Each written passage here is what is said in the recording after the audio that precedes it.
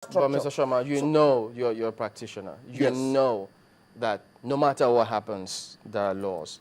And there are implications for spending unbudgeted funds. Exactly. No matter the excuse, because you can't go and steal and tell the police, well, everybody's doing it. He's not stealing now. No. I'm not saying that. Okay, maybe that's the wrong analogy. But I'm saying that you know the implication of spending unbudgeted funds. So would it be an excuse to say, well, since you people did not do A, B, C, D, and E, I had to do this? Let me paint a picture for you. Chamberlain, you are my friend. You are my business partner. And then I'm going to the market. You say, please buy me a pair of shoes and a pair of shirt and a T-shirt. I go to the market without giving me money. And then I buy you a pair of shoes and a T-shirt. And then tomorrow you give me 5 phones to sell. And I will accept it after you buy it without giving you money? Yes, you've accepted it. And then the next day, you give me 5 phones to sell. And I sell. I come back to you and say, well, I'm supposed to give you 100 naira. But those shirts I bought was 25 naira. So I've deducted 25 naira. You say, no, that shirt cannot be 25 naira. Imagine that worthless shoe that didn't even size me. And so you now say there is need for us to bring a third party to verify. Why didn't you, before sending me on that errand, verify how much the shirt is and then give me the appropriate money so that when I go, there will be no need for me to deduct your money at the end of the day? That is the picture that we have here. And it is not something you just hold an NPC and address. Mr. Oshomah, should the minister have a private jet? I will not, in answering your question, I will draw your, it is not just Diezani. Right from the days of Adamu Chiroma up to Don Etebet. Does that make it right?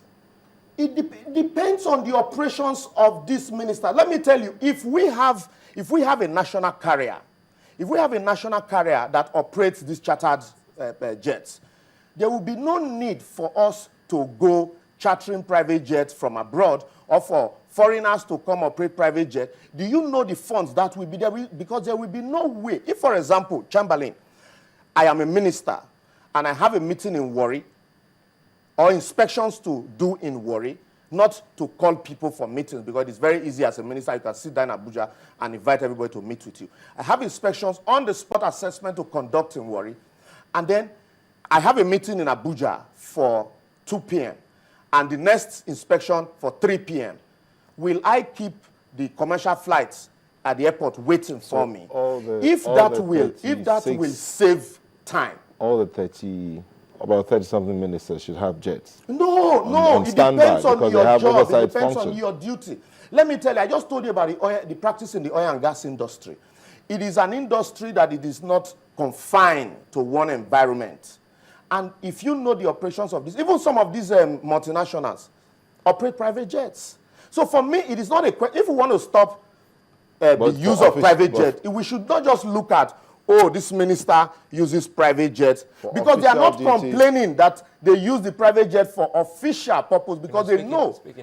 Speaking from the legal point of view, are they allowed to go that way? If that will save cost and save time, you can. 10 billion allegedly spent. These are 10 billion allegedly spent over a period of 3 years. These are allegations for me. And then it includes, because if you are hiring a jet, if you are hiring a jet, you don't have business with paying crew. You don't have business with maintaining hangars. You don't have business also with landing fee, parking fee. So that means in some cases, that is why I'm telling you, sometimes, like you asked your last guest here, sometimes these allegations might be spurious. Sometimes you can part the allegation up, because it's very easy and very convenient here in Nigeria for you. If I want to label you bad, all I need to do is say Nyota is a thief. Whether I substantiate it or not is a different ball game altogether. And then everybody will shout, ole, ole, ole. This is the National Assembly we're talking about. Yes. It is very convenient. It's very easy. Do you know why? For me, if we want to go this whole walk, the House of Rep, when they were investigating Amechi's private jet issue, after all said and done, they said the federal government had no right to ground the private jets. This was bought, not charter. So they pay parking fee, they pay landing, they maintain crew and all of that. most of these governors, anytime they are going for even burials, private functions, they hire private jets. Oshomole's jet that was grounded in Benin after taking off, it was from Benin to Oka, a journey of 1 hour, 45 minutes. He might say, look, I have another meeting too. I just want to breeze in and breeze out. And so we don't want to spend the whole day on the road. After destroying these roads, it is very convenient now for us. If we want to stop the use of private jet, we should not just begin to single out ministries, agencies. That she's being witch hunted? That's what I'm telling you. From all we have seen, it's like it's taking a pattern. If care is not taken, when this doesn't fly, the next thing you probably might hear, Diezani's children spends 10 billion on school fees in Harvard. And then we now go around in circles again discussing Diezani rather than discussing institutions, how to make them work. And then after that, you hear Diezani's mother spent 10 billion in private hospital in London. And then we start again discussing Diezani. The issue should be, what is the practice in this industry? What is the practice in these other industries? That was why I asked you about the legal issues. If we have to go back to the practice and see if the NNPC has actually done anything outside. For me, it is even cheaper to charter than maintain one, because, like I said, if you charter, you don't pay landing costs, you don't pay parking fee, you don't maintain crew. All you do, you pay your money, the flight takes you, brings you back. It's not yours. Anytime you need it, you charter. Like some will tell you that, Chamberlain, these flights, this helicopter that operates between VI and Ikeja, Maryland, who do you think charters them? You and I? But it is Nigerians. Do you think that the House of Reps will just make spurious allegations without Do you know why? Do you know why? This is all towards 2015. And anything you can do to win support from the people, anything you can do, you can throw allegations. What I'm asked as a lawyer, what I should have done. Now, if you pick the papers today, the House to employ aviation experts, you should have. If you watch crime investigation abroad, they would have conducted all their investigation. Let's quickly establish something here, because it doesn't seem as if anyone has actually indicted the minister. What Samuel Adejare, the lawmaker who raised the matter, did say on that, there was reliable evidence, in his words, indicating that the financing of the jet was drawn from government funds for private use. Yes. If you, that's why I told you that they had to be careful. They were very careful with the wordings of the motion, because if you say it is for public use, then there will be no need for all of this drama. And so you have to say that it was for private use so that it will be indictable.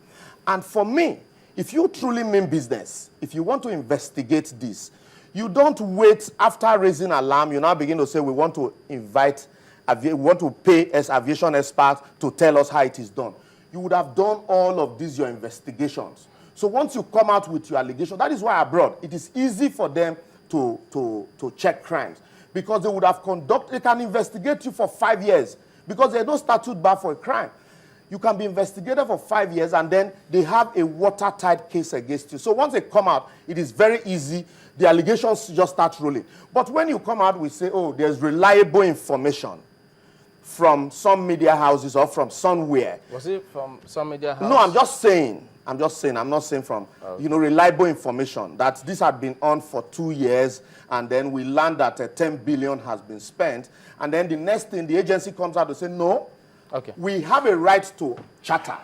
Because in the practice here, they're talking about an abuse, not just charter. Yeah, that's what I'm saying. They're abusing it. They abuse it. Like if at the end of the day, this is true?